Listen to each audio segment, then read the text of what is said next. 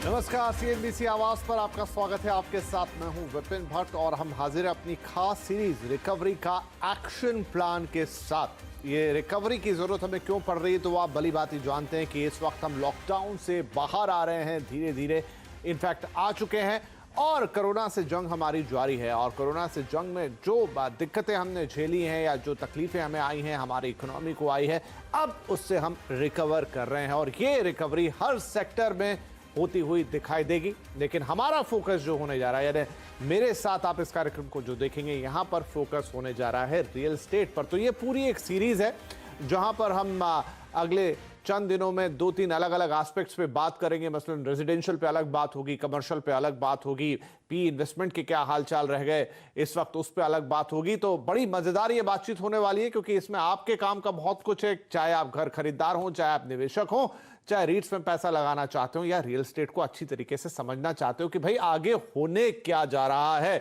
तो हमारे साथ जुड़े रहिए लगातार। और ये सारी बातचीत अब हम करेंगे कैसे, तो इसके लिए हमारे साथ 2 खास मेहमान हैं। विशेष रूप से हमने उनसे आग्रह किया है कि वो हमारे साथ लगातार जुड़े रहें 2-3 दिन तक, ताकि हम विस्तार पूर्वक ये सारी बातें कर सकें, आपको समझा सकें कि रियल एस्टेट क्या था, क्या हो गया है और क्या हो सकता है यहां से। जबकि हम एक बहुत बड़े परिवर्तन के दरमियान हैं और उससे काफी हद तक गुजर भी चुके हैं, लेकिन आगे उसका अंत कहां है ये किसी को फिलहाल मालूम नहीं है। तो आइए इस खास सीरीज की शुरुआत करते हैं। 2 खास मेहमान, उनका तारुफ आपसे करा देता हूं। हमारे साथ हैं पंकज कपूर साहब, जो कि एमडी है लाइसिस फोरास के। सर, बहुत बहुत स्वागत है आपका। और आंकड़ों से खेलते हैं और बहुत ही बढ़िया कमांड रखते हैं रियल एस्टेट के ऊपर। और देखिए कि शख्सियत भी निखर कर आ गई है इस दौरान। रियल एस्टेट ये जो लॉकडाउन हुआ है, एकदम दार्शनिक अंदाज हो चला है आपका सर। आपकी जो भाव भंगिमा है, तो हम ये माने कि आपसे हमें और बढ़िया गहरी ज्ञान की बातें जानने को मिलेगी। हमारे आज के दूसरे ज्ञानी हैं गुलाम जिया साहब। बहुत ही बड़ी गहराई, चाहे कमर्शियल रियल एस्टेट हो, चाहे रेजिडेंशियल रियल एस्टेट हो, चाहे किसी और प्रकार का रियल एस्टेट हो, और आप ईडी हैं नाइट फ्रैंक इंडिया के, और बहुत अच्छी बातें आप अच्छे ढंग से समझाते हैं रियल एस्टेट की बात जहां तक बात आती है। और ये तो आप तो हमेशा से ही सर दार्शनिक की तरह ही बात करते हैं, तो आपका अंदाज हमें वैसा ही दिखाई देगा। तो चलिए, बहुत बहुत स्वागत है और हम बड़े मजेदार ढंग से लोगों को समझाएंगे कि आखिर हुआ क्या है और आगे होने क्या जा रहा है। शुरुआत, क्योंकि ये हमारा पहला एपिसोड है और रेजिडेंशियल रियल एस्टेट सबसे कॉमन है, सबसे ज्यादा लोगों से जुड़ा हुआ मुद्दा है, उसी से शुरुआत करते हैं। शुरुआत में एक ऐसी चीज से करना चाहूंगा जो हाल फिलहाल में हमने बहुत ज्यादा सुनी। कुछ स्टेटमेंट्स आपको दिखाते हैं। मसलन पीयूष गोयल साहब, देश के केंद्रीय मंत्री, वैसे तो रेल देखते हैं लेकिन उनकी समझबूझ हर विभाग में है। उन्होंने कहा बिल्डरों से एक वेबिनार के दौरान कि दाम घटाइए। अगर आपको लगता है कि सरकार वित्तीय मदद देगी और मार्केट सुधरने तक आप खुद को संभाल पाएंगे, तो ऐसा आपको गलत लगता है। आपके लिए जो एकमात्र तरीका है वो है कि आपकी जो इन्वेंट्री है उसे खाली कीजिए, दाम घटाइए। पीयूष गोयल साहब का एक स्टेटमेंट आया एक वेबिनार के दौरान, और लगे हाथ उन्होंने ये भी कहा कि आपके पास एकमात्र तरीका यही है कि आप मत लोड लीजिए, मत अपने बर्डन को बढ़ाइए, आप बस दाम घटाइए। जब तक डेवलपर्स दाम नहीं घटाएंगे, वो बिना बिके घरों के साथ अटके रहेंगे। तो इस स्टेटमेंट से मैं चर्चा की शुरुआत करना चाहता हूं। संक्षिप्त जवाब लेंगे दोनों ही मेहमानों से। गुलाम जिया साहब, जो मंत्री साहब कह रहे हैं, क्या वो बिल्कुल सही है? वो नब्ज को बिल्कुल ठीक तरीके से पकड़ रहे हैं? उनका अंदाज सही है।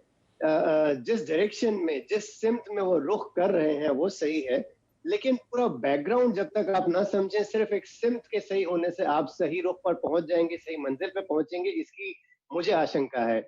इसलिए मैं कहना चाहूंगा कि सिर्फ दाम घटाने से अगर कोई गारंटी दे दे कि अगर मैंने कल दाम घटाए तो फला नंबर अपार्टमेंट के मैं फला मकान में बेच दूंगा, ये कहना बहुत ही दोभर है, ऑलमोस्ट इम्पॉसिबल है। तो ऐसी सिचुएशन में जबकि बिल्डर्स के पास मार्जिन बहुत कम रह गया है, उनके प्रॉफिट्स तकरीबन वाइप आउट हो चुके हैं, कई सारे बिल्डर बिल्कुल बैंकरप्ट हो चुके हैं। तो हम ओवरऑल ये कह रहे हैं कि रियल एस्टेट तकरीबन डेथ बेड पे पड़ा हुआ है, अपनी आखिरी सांसें गिन रहा है।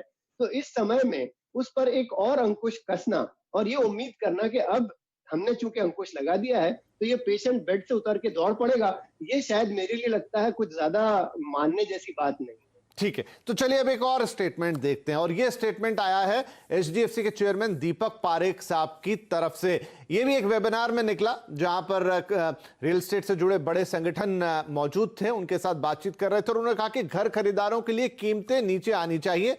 नरेटको यानी जिस रियल एस्टेट ऑर्गेनाइजेशन से नरेटको क्रेडाई का एक कॉमन वेबिनार था, वहां बात कर रहे थे, उन्होंने कहा नरेटको का खुद का अनुमान है कि 10 से 15% का करेक्शन होना चाहिए, लेकिन उसमें उन्होंने जोड़ा कि मुझे लगता है 20% तक भाव घटाने के लिए तैयार रहना चाहिए। तो ये कहना है दीपक पारेख साहब का, और साथ में उन्होंने ये भी कहा कि जिस भी कीमत पर हो बिना बिके घरों से मुक्ति पाइए, ये वो डेवलपर्स से कह रहे हैं उस वेबिनार में। तो पंकज कपूर साहब, ये एक और बड़ी शख्सियत रियल एस्टेट को जानने समझने देखने वाली, अब अगर ये भी कह रहे हैं तो हम क्या माने? क्या यही एकमात्र रास्ता है जो दिखाई दे रहा है? एक तरफ जो गुलाम जिया साहब ने भी कहा कि आप दूसरे पन्ने को भी देखिए, और ये दो बातें एक पीयूष गोयल साहब की तरफ से आई और एक दीपक पारेख साहब की तरफ से आई।